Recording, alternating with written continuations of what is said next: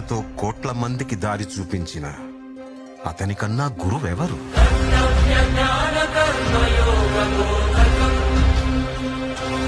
రక్షణ కోసం సముద్రం మధ్యలో ద్వారకా నగరాన్ని కట్టిన అతనికన్నా గొప్ప ఆర్కిటెక్ట్ ఎవరు? వేణుగానంతోనే గోవుల్ని గోపికల్ని కట్టిపడేసే అతన్ని మించిన మ్యూజిషియన్ ఎవరు?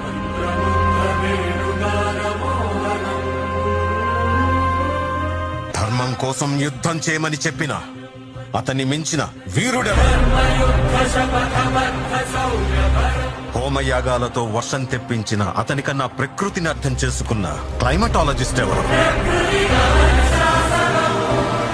అన్కంట్రోలబుల్ ఆర్పిఎం తో తిరిగే సుదర్శన చక్రాన్ని కంట్రోల్ చేసే అతనికి మించిన కైనెటిక్ ఇంజనీర్ ఎవరు?